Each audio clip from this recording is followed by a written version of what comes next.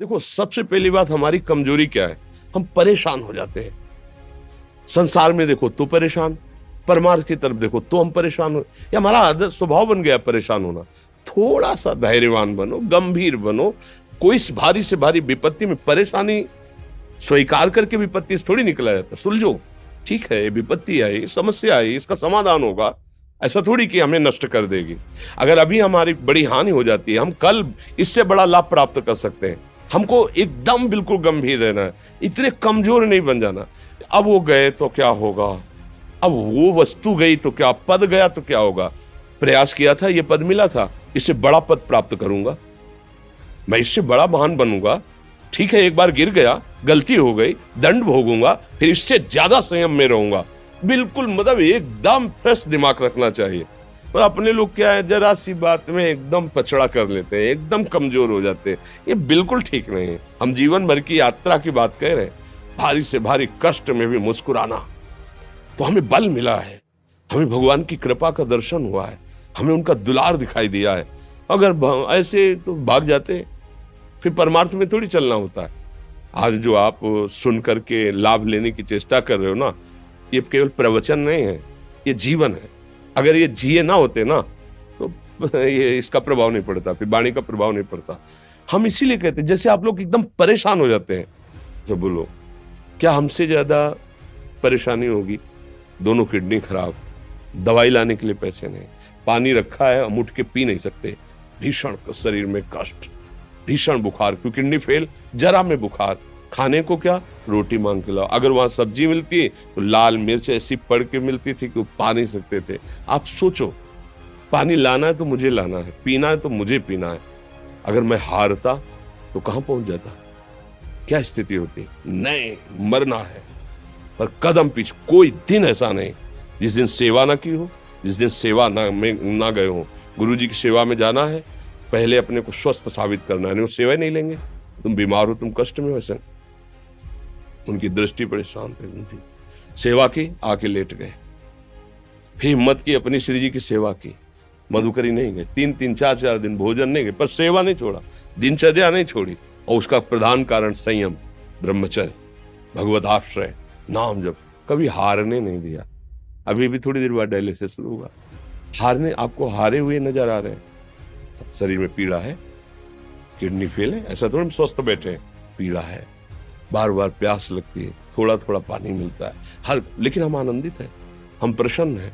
हम लड़ाई में हारे नहीं हैं, ना हारेंगे, हम जीत चुके हैं।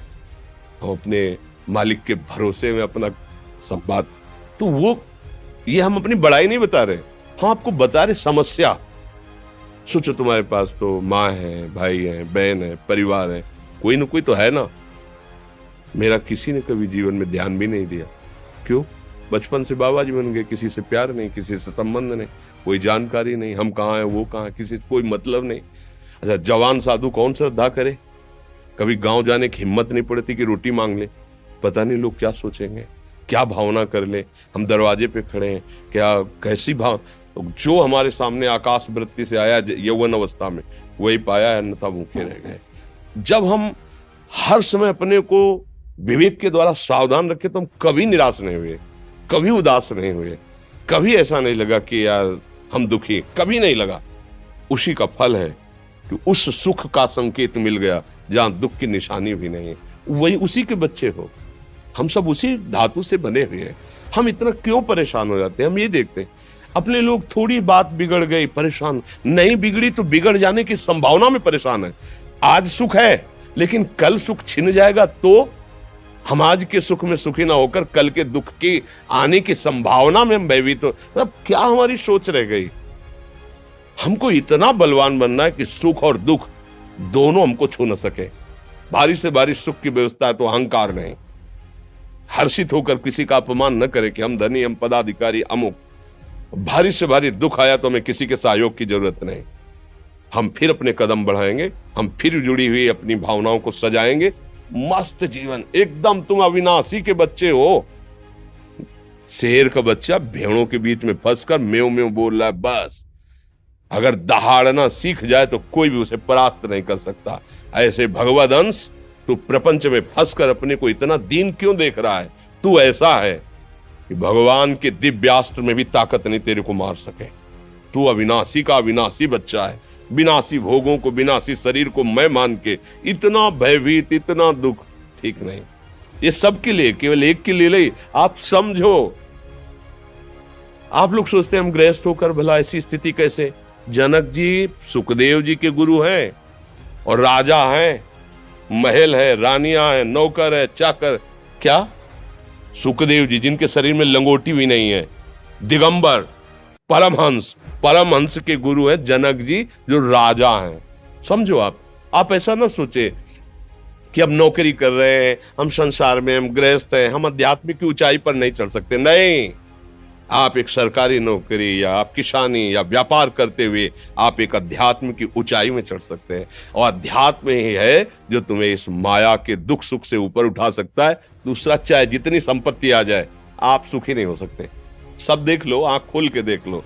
अध्यात्म ही है जो तुम्हें हर कष्ट सहकर मुस्कुराकर जीने का रास्ता बता देगा कि आप आनंदित हो जाओगे। कुछ नहीं बिगड़ा। अध्यात्म है तो कुछ नहीं बिगड़ा, अध्यात्म नहीं है तो कुछ नहीं बना, कुछ हाथ नहीं लगने वाला।